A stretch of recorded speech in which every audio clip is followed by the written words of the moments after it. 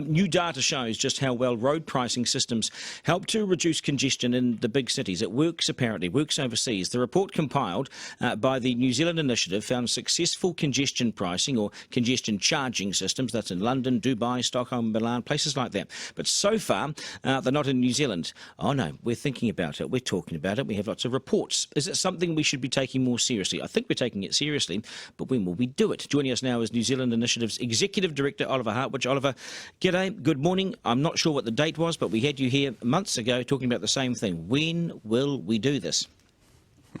I think once we have convinced the public that road pricing is a good thing, and our report might actually help you in that regard.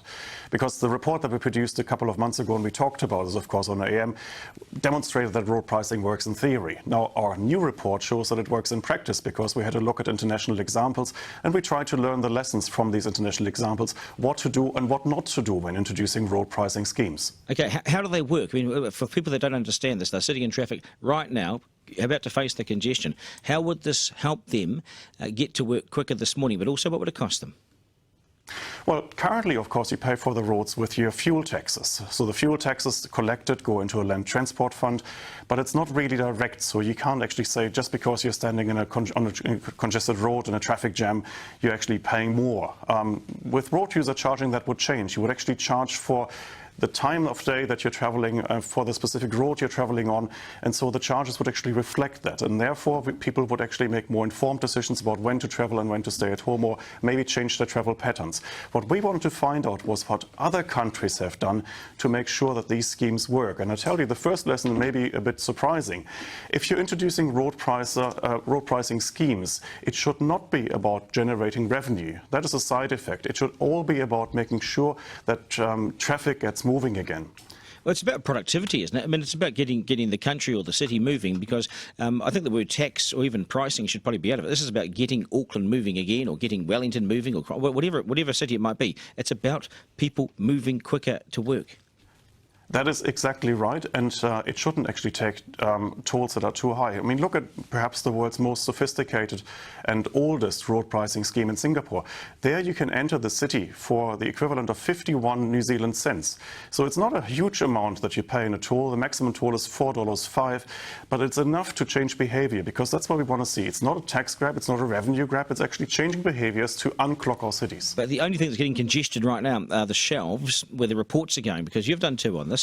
And good reports they are. The government is looking into the future, wondering when the report will come for them, because there's a report coming later this year which they'll make a decision on. But we've talked about this in Auckland now for 5 or 6 years. I mean, how long will it take to... Yeah, even longer, but how long will it take to introduce and then to get going? I mean, we'll be retired. Hopefully not. Well, what we can see actually in international examples is also that it's really important to take the public along, because the public usually is quite skeptical when you're introducing such a scheme. They are thinking, well, is this just another tax? Well, and then you're introducing the system, and the closer you get to the introduction date, the people are getting even more skeptical. But then something interesting happens.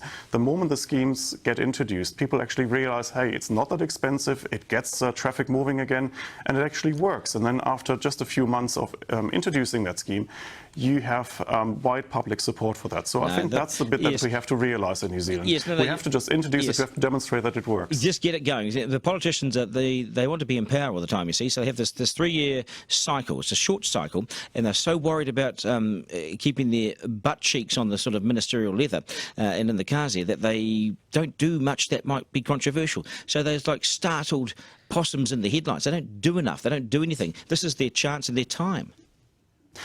Indeed, and it's even more surprising, because when you actually look at our politicians' statements over the decades, really now, you can see that politicians of all parties, National, Labour, Greens, they've all supported road pricing at some stage. It's just when they're in government that they're too afraid to introduce it, because the opposition might just accuse them of a tax grab. Exactly. Now, if we get this tax grab idea off and just explain it's really about getting traffic moving again, it's not about the revenue, it's all to be introduced with a lot of consultation, then I think we've got a chance to get this going. Okay, one final question. All these reports are going into congestion charging, and that's great.